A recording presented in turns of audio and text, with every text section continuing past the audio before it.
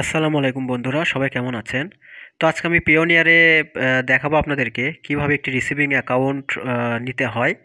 হ্যাঁ, মানে গেট পেমেন্টের জন্য, মানে একটা আমেরিকান অ্যাকাউন্ট বা ব্যাংক অ্যাকাউন্ট কিভাবে অ্যাড করবেন। তো ওখানে আপনারা চাইলে একসাথে ৩টা ৪টা করে অ্যাকাউন্ট অ্যাড করতে পারেন। একটা আমেরিকার, একটা ইউরোপের, একটা ইংল্যান্ডের মানে ব্রিটিশ পাউন্ড, আর একটা হচ্ছে আপনার চাইলে জাপানি টাকা বা ইউএই বা অস্ট্রেলিয়ান ডলার বা কানাডিয়ান ডলার। তো আমরা এই যে ইন্টারফেসে আসলাম, আসার পরে যে আপনারা দেখতেছেন বাম পাশ থেকে কিছু অপশন আছে।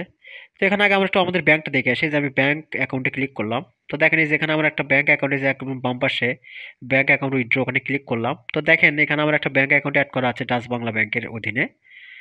তো ওটা হচ্ছে আমাদের বাংলাদেশী ব্যাংক। তো এই ব্যাংকটাও কিন্তু একটা কথা বলি, এটা কিন্তু ভেরিফাই করে নিতে হবে। যে পাশে আপনারা দেখতেছেন আমার ব্যাংক অ্যাকাউন্টের স্ট্যাটাসগুলো বা ডিটেলস। তো আপনারা এটা করার পরে কিছুদিনের মধ্যে আপনার এই ব্যাংক অ্যাকাউন্ট, বাংলাদেশী ব্যাংক অ্যাকাউন্টটাকেও ভেরিফাই করতে হয়। তো এটা আপনাদের অ্যামাউন্টটা ওরাই দুটো খুব অল্প কিছু ডিপোজিট, কিছু টাকা পাঠায় দেয়, কয়েক পয়সা মনে হয়। সেটা ওখানে বসে দিলে ওরা ওটা ভেরিফাই করে নেয়, ঠিক আছে? তো এটা আমি আরেকটা ভিডিও করব। তো আজকে হচ্ছে আমরা যে রিসিভিং অ্যাকাউন্টে, যে এখানে দেখেন পাশে আবার রিসিভিং অ্যাকাউন্টে আমি ক্লিক করলাম। তো এটা কিন্তু আপনার এই যে ব্যাংক অ্যাকাউন্ট থেকেও করতে পারেন, আবার চাইলে ওই যে বাম পাশে উপরে দেখেন ওই যে গেট পেইডে চলে গেছে, কিন্তু দেখেন অপশনটা আমি কিন্তু ছিলাম ব্যাংক অ্যাকাউন্টে। তো ওখান থেকেও করতে পারবেন, করলে এরকম একটা ইন্টারফেস আসবে। তো এটা কয়েকটা জায়গা থেকে করা যায়।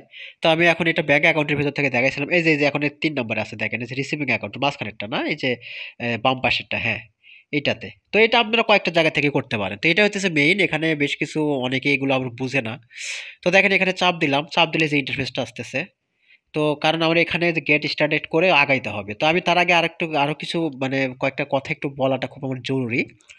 হ্যাঁ, তো সেটা হচ্ছে যে আপনাদের ওই এটা তৈরি করার সময়, এটা কিন্তু একটা নতুন অ্যাকাউন্ট। এটা তৈরি করার সময় কিন্তু আপনাকে অবশ্যই অ্যাকাউন্টটা এনআইডি কার্ড দিয়ে ভেরিফাই করে নিতে হবে। তা না ছাড়া কিন্তু কাজ হবে না, ঠিক আছে? তো সেটা আমি পরে দেখাচ্ছি কোথায় গিয়ে করতে হবে। তো আমি এই যে গেট পেজে আসলাম, এসে এই যে এখানে আবার আসলাম। এসে যে দেখেন উপরে একটা কর্নারে একটা আই বাটন আছে, ওখানে আপনি ক্লিক করলে যে এটা কি কাজে লাগে, কি জন্য, সেগুলো এখানে লেখা আছে, আপনারা পড়ে নিন। তো আমি কেটে দিলাম, দিয়ে আমি ওটার মাঝখানে ক্লিক করব। কেটে দিই। কেটে দিয়ে যে এখন ওটাতে আমি ক্লিক করলাম। একটু সময় লাগবে লোড হতে। এই যে লোড হচ্ছে। তো দেখেন আপনারা এখানে এই যে এরকম একটা ইন্টারফেস পেলেন। এটা কিন্তু আমরা কিছুক্ষণ আগেও পাইছিলাম, ঠিক আছে? আপনারা হয়তো বা খেয়াল আছে। তো হ্যাঁ, একটা জিনিস একটু না দেখালেই না, যেটা বলতেছিলাম। তো প্লিজ একটু সবাই একটু মনোযোগ দিয়ে দেখবেন। এই যে এখানে উপরে আমার এই যে নামের ওখানে ক্লিক করলে যে এরকম একটা ইন্টারফেস আসবে, এখান থেকে সেটিংস আমরা ক্লিক করব। আমি কিন্তু সেটিংস অলরেডি ক্লিক করে দিয়েছি। একটু লোড হতে সময় লাগতেছে। আপনাদের হয়তো একটু সময় লাগতে পারে লোড হতে। তো এখন আপনারা দেখেন এই যে এখানে ভেরিফিকেশন সেন্টার আছে, এখানে যেতে হবে আপনাদেরকে সবাইকে। ভেরিফিকেশন সেন্টারের মধ্যে আপনারা মানে ক্লিক করে ঢুকলে যে এরকম আসবে, দেখেন এই যে হিস্ট্রিতে যে চাপ দিবেন এই পাশে, এটা কিন্তু ছিল ওপেন আইটেম। ওই হিস্ট্রিতে গেলে দেখা যাচ্ছে যে আমার আইডেন্টি কার্ড ভেরিফিকেশনটা, ঠিক আছে? তো এই অংশতে যেখানে দেখতেছেন ওখানে যেন ফাঁকা থাকে সবসময়। আর এখানে আছে হচ্ছে সিকিউরিটি সেটিংস। সিকিউরিটি সেটিংস তেমন কিছু না, ওই যে আপনি খোলার সময় কিছু সিকিউরিটি কোশ্চেনের অ্যান্সার করে দিয়েছিলেন, আর এগুলো কিছু ব্যবস্থা আর আপনার ফোন নাম্বার, তো এগুলা দরকার নাই এখন। তো যাই হোক, আমি আবার গেট পেজে গেলাম। তো গেট পেজে আসার পরে এই যে দেখেন আবার ওই সেম ইন্টারফেস, এখান থেকে আবার শুরু হচ্ছে। তো এখানে কিছু কথা লেখা আছে, আপনারা চাইলেও পড়ে নিতে পারেন। আমি গেট স্টার্টে ক্লিক করলাম। ক্লিক করার পর এইরকম একটা ইন্টারফেস আসবে, রিকোয়েস্ট রিসিভিং অ্যাকাউন্টস। এখানেও কিছু কথা লেখা আছে, পড়ে নিতে পারেন। আমি নেক্সটে ক্লিক করলাম। দেখেন এই যে এখানে ৪টা, কারো ক্ষেত্রে ৫টা অ্যাকাউন্ট আসতে পারে। এখানে আমার আছে আমেরিকা, তারপর আমার আছে হচ্ছে আপনার ইউরোপিয়ান ইউনিয়ন, একটা আছে জিবিপি বা ব্রিটিশ ব্রিটিশ পাউন্ড স্টার্লিং, আর একটা হচ্ছে নিচে জাপানিজ টাকা। হ্যাঁ, অনেক ক্ষেত্রে আপনার ইউএইর টাকা, দুবাইয়ের টাকা, টাকার ব্যাংক, বা আপনার আমেরিকান ব্যাংক, কানাডিয়ান ব্যাংকের অ্যাকাউন্ট এখানে থাকতে পারে, ঠিক আছে? তো আমার এখানে জাপানি ইয়াটা দিয়েছে। তো আমরা এখানে একটা কাজ করব, আমরা এই যে উপরের ৩টাকে নিব।